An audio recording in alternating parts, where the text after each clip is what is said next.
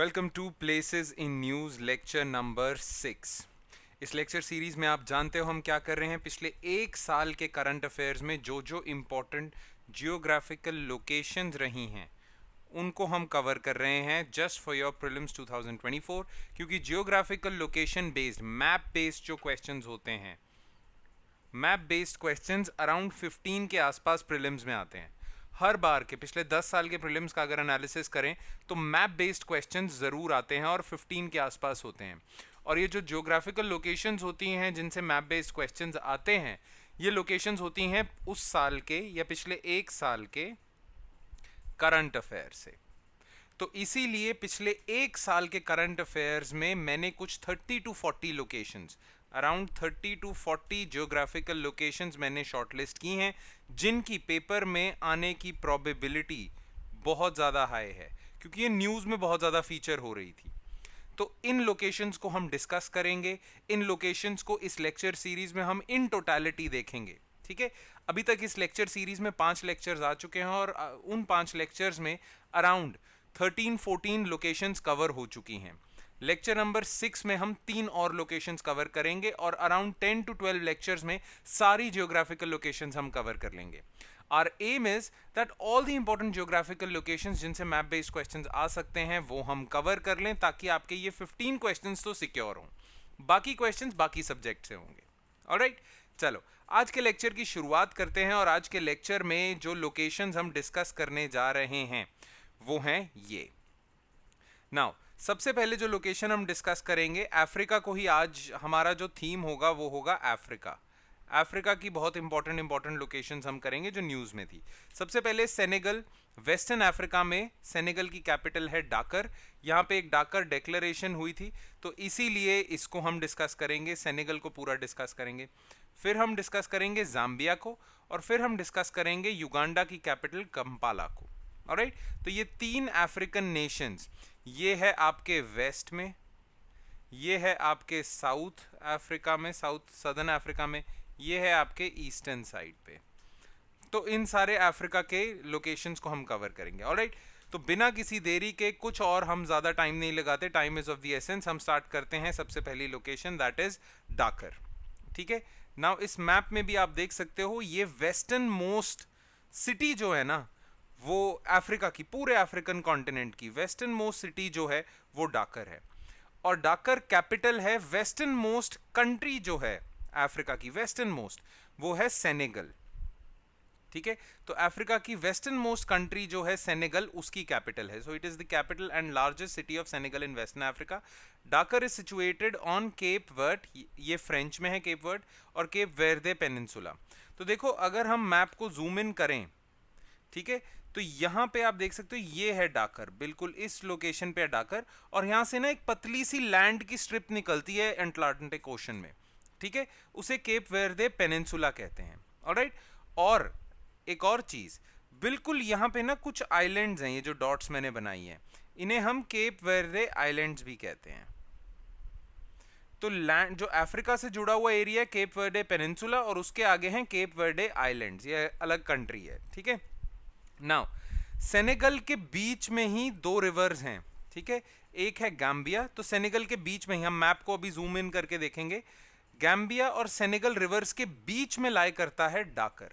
तो Senegal river के नाम पे ही सेनेगल कंट्री पड़ा है, गैम्बिया रिवर के नाम पे ही गैम्बिया कंट्री पड़ा है।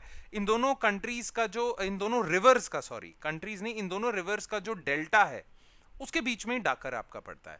डाकर लार्जेस्ट सिटी है और काफी डेवलप्ड सिटी है, कैपिटल है सेनेगल की। क्लियर, अब डाकर के बारे में तो बस इतना ही। नाउ सेनेगल के बारे में बात करते हैं। ऑलराइट, तो अब यहां देखो मैप को जूम इन हम करके देख रहे हैं, देखना कि ये जो सेनेगल है इसका बॉर्डर किस किस से लग रहा है। एक तो आप देख सकते हो नॉर्थ में है मॉरिशियाना, ठीक है, ईस्ट में है माली, आपका जो साउथ ईस्ट है उसमें है गिनी, साउथ में है गिनी बिसाऊ, और बीच में देखना ये वाला जो रीजन है ये है गैम्बिया। तो इसकी कोई डायरेक्शन नहीं है, क्योंकि इसके बीच में ही पूरा सेनेगल इस गैम्बिया कंट्री को सराउंड करता है। ये जो पूरी गैम्बिया रिवर की वैली है ये एक अलग कंट्री है गैम्बिया, तो पूरा सेनेगल इसे सराउंड करता है। तो अगर कोई पूछे गैम्बिया का बॉर्डर किससे लगता है, तो वो सिर्फ सेनेगल से लगता है। ऑलराइट, नाउ यहाँ पे आप देखना, आप ये आपका ये हो गया, इफ यू कैन ध्यान से अगर आप देख सकते हो, if you can look carefully, ये है डाकर, बिल्कुल वेस्टर्न मोस्ट सिटी है, अटलांटिक ओशन पे है। और यहाँ पे कुछ हैं केप वर्डे आइलैंड्स। ये जो एरिया है छोटा सा जिसमें डाकर सिटी है, इसे केप वर्डे पेनिनसुला कहते हैं। ठीक है, तो ये आपका है केप वर्डे पेनिनसुला, और ये जो डॉट्स हैं इन्हें हम कहते हैं केप वर्डे आइलैंड्स। ये एक अलग कंट्री ही है। Alright, it also shares maritime border with Cape Verde. ये केप वर्डे जो आइलैंड्स हैं इनके साथ पूरे सेनेगल का मैरिटाइम बॉर्डर भी लगता है। लैंड बॉर्डर आपने देख ही लिया है, इसमें बस एक और कंट्री हम ऐड करें, गैम्बिया, और इसके वेस्टर्न कोस्ट पे आता है पूरा अटलांटिक ओशन। याद रखना, अगर क्वेश्चन आता है which is the western most country of African continent, तो वो सेनेगल है। Which is the western most city of African continent, तो आप बोलोगे डाकर। ऑलराइट, नाउ सेनेगल की अगर हम बात करें तो एक और फैक्ट आपको सेनेगल के बारे में पता होना चाहिए, यहां ध्यान से देखना, लास्ट लाइन, सेनेगल की इकोनॉमी के बारे में। Alright, the economy of Senegal is driven by mining, construction, tourism, agriculture and fisheries. इसमें टूरिज्म बहुत ज्यादा इंपॉर्टेंट है, क्योंकि कहा जाता है कि सेनेगल की टूरिज्म इंडस्ट्री अफ्रीका में सबसे ज्यादा डेवलप्ड है। इसका मतलब ये नहीं है कि सेनेगल में सबसे ज्यादा टूरिज्म होता है, पर टूरिज्म इंडस्ट्री का जो इंफ्रास्ट्रक्चर होता है ना, जैसे होटल्स हो गए, टूरिज्म के लिए पार्क्स वगैरह बनाए हुए हैं, टूरिज्म इंडस्ट्री का जो इंफ्रास्ट्रक्चर है वो आपके सेनेगल में बेस्ट पॉसिबल है। ठीक है, अब हम बात करते हैं कि ये सेनेगल और डाकर हम डिस्कस क्यों कर रहे हैं, न्यूज में क्यों था, क्योंकि डाकर डेक्लेरेशन साइन हुई है। देखो पूरी दुनिया में ना WTO जो है, sorry, United Nations convention on climate change, पूरी दुनिया जो है ना वो एक ग्रुप ऑफ कंट्रीज को कहती है LDCs। LDCs का मतलब क्या होता है, लीस्ट डेवलप्ड कंट्रीज। तो ये जो लीस्ट डेवलप्ड कंट्रीज होती है ना, ये क्लाइमेट कॉन्फ्रेंस में ज्यादा कंसेशंस मांगती हैं। ठीक है, तो लीस्ट डेवलप्ड कंट्रीज हैं टोटल 46, और ये 46 लीस्ट डेवलप्ड कंट्रीज 2023 में इकट्ठी हुई थी डाकर सेनेगल में, और इन्होंने डाकर डिक्लेरेशन साइन की थी। अब ये जो डिक्लेरेशन थी ना, डाकर डिक्लेरेशन में सारी लीस्ट डेवलप्ड कंट्रीज ने अपनी डिमांड सामने रखी हैं, जो यूनाइटेड नेशंस क्लाइमेट कॉन्फ्रेंस में डिस्कस होनी थी। तो यूनाइटेड नेशंस क्लाइमेट चेंज का जो COP28 है, यानी कि अगर हम बात करें United nation convention on climate change जो है UNFCC, उसका जो समिट होता है climate, UNFCCC, United nation framework convention on climate change, इसका जो समिट होता है हर साल, उसे हम कहते हैं कॉन्फ्रेंस ऑफ पार्टीज। तो इसका जो 28 समिट था वो हुआ था दुबई में। तो दुबई में जो लीस्ट डेवलप्ड कंट्रीज की तरफ से डिमांड्स गई हैं ना, वो डाकर डिक्लेरेशन में लिखी हुई हैं। ठीक है, इनका मेन एम था कि क्लाइमेट चेंज की ये जो कॉन्फ्रेंस होती है, इसमें LDCs के बारे में भी, मतलब LDCs के एजेंडा पे भी डिस्कशन हो। अब ये जो डाकर डिक्लेरेशन है ना, इसमें 2 मेजर पॉइंट्स डिस्कस हुए हैं जिनके बारे में आपको पता होना चाहिए। इन्होंने 2 मेजर डिमांड्स रखी हैं डाकर डिक्लेरेशन वालों ने।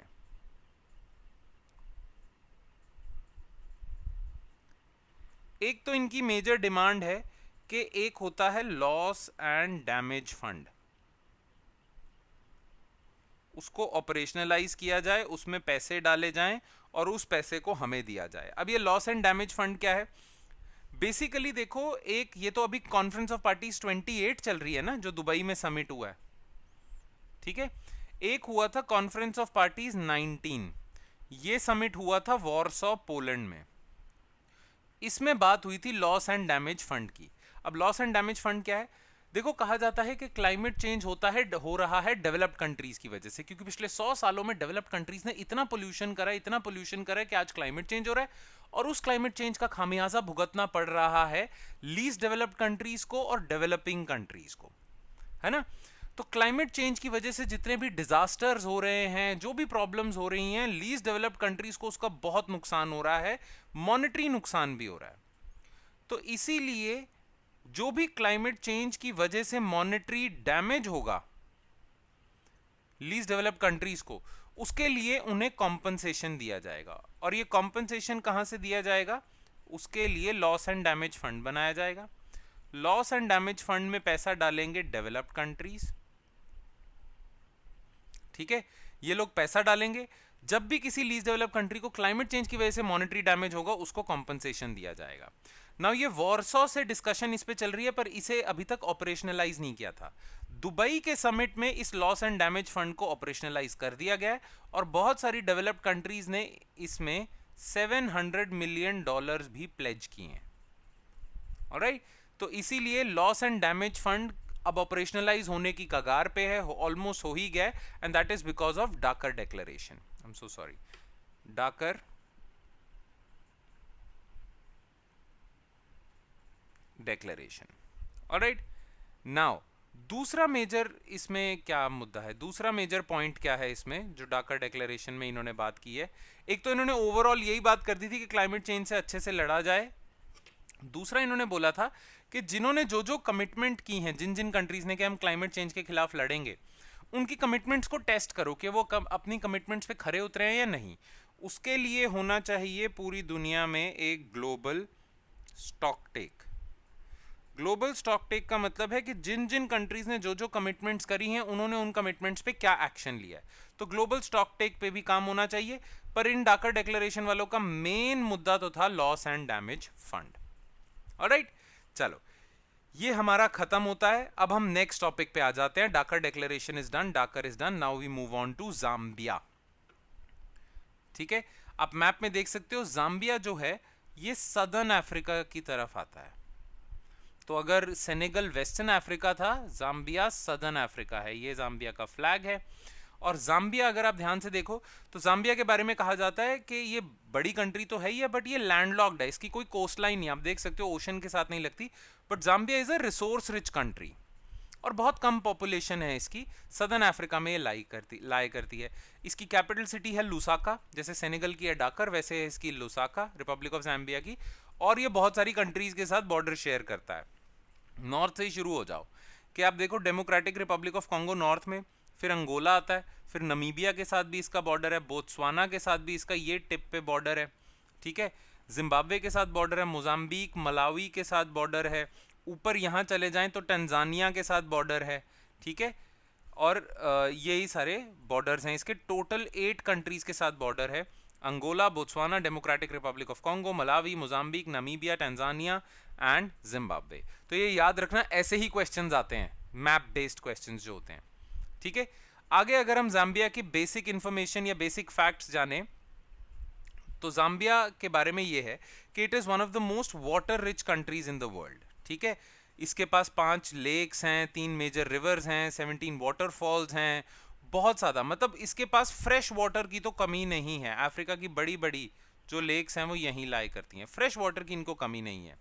इसके पास बहुत सारे मेजर कंजर्वेशन एरियाज हैं। कंजर्वेशन एरियाज का मतलब क्या हुआ, जैसे हो गए आपके नेशनल पार्क्स, ठीक है, वाइल्ड लाइफ सैंक्चुरीज, ये भी इसके पास बहुत हैं।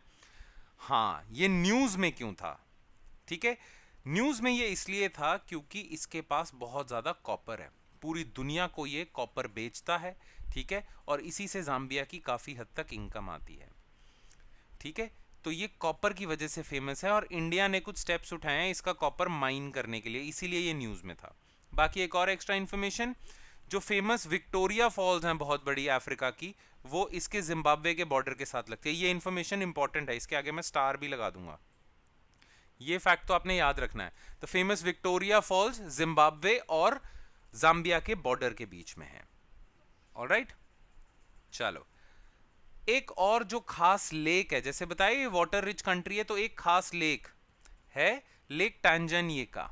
आप मैप में देख सकते हो लेक टैंजानिका जो है आपकी, ये देखो टंजानिया के नाम पे ये टैंजानिका, पर ये बुरुंडी के साथ भी लगती है, रवांडा के साथ इतना नहीं है, डेमोक्रेटिक रिपब्लिक ऑफ कॉन्गो और यहाँ पे जाम्बिया के साथ लगती है Lake Tanganyika. Lake Tanganyika African great lake है, बहुत सारी लेक विक्टोरिया लेक टैंजानिका है।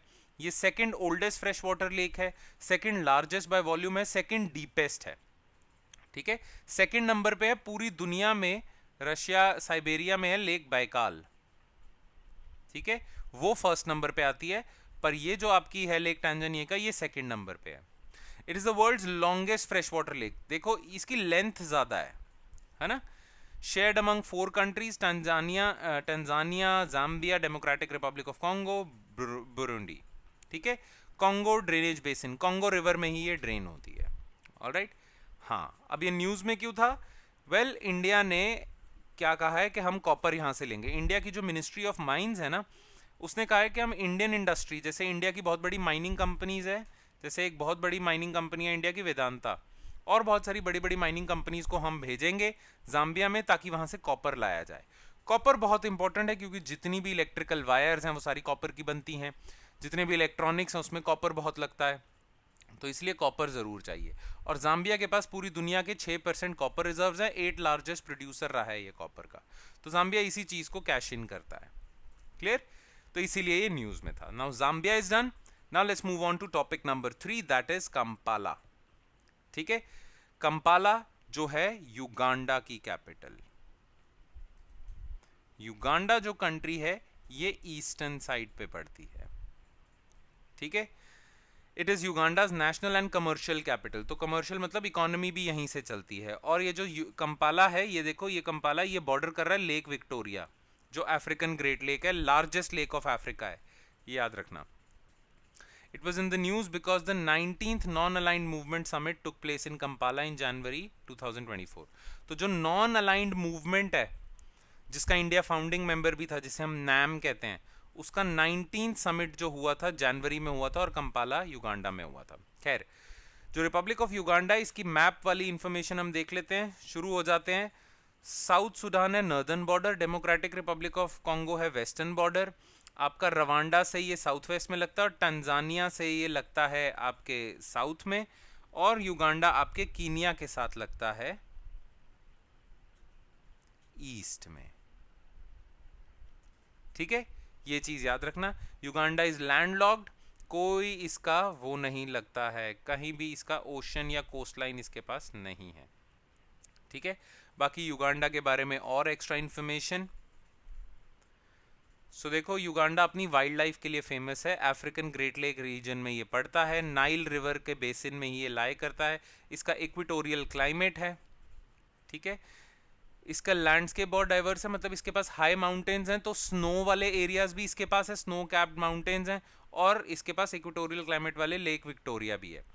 वाइल्ड लाइफ के लिए फेमस है, खासकर ये फेमस है गोरिल्ला के लिए, अपने जो अफ्रीका में बड़े बड़े गोरिल्लाज मिलते हैं, और अपने ये फेमस है हिपोज के लिए।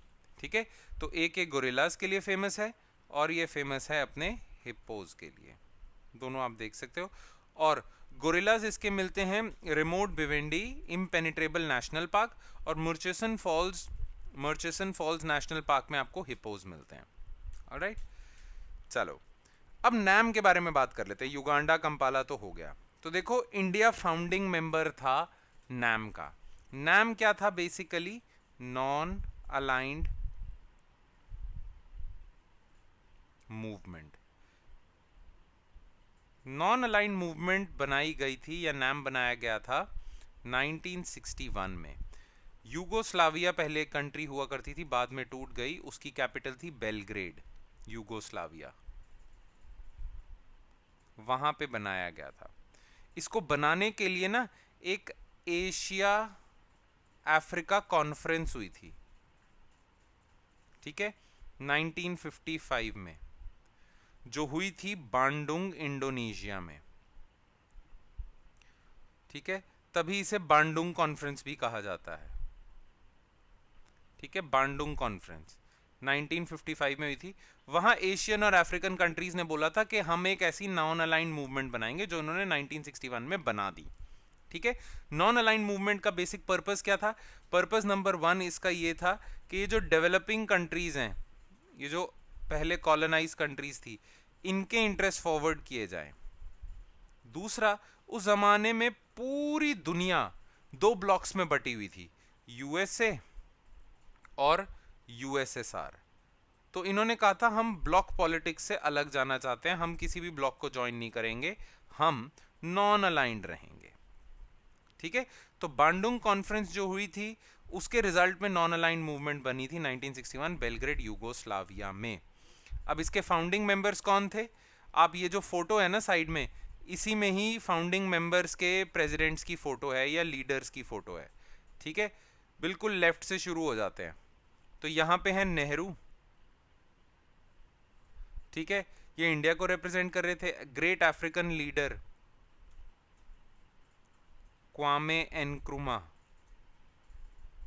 ये थे। फिर ये आप आ जाओ यहाँ पे, इजिप्ट को रिप्रेजेंट करने के लिए थे जनरल नासिर। फिर ये हैं आपके सुकार्नो इंडोनेशिया के, और आपके ये जो हैं ये यूगोस्लाविया के हैं टीटो।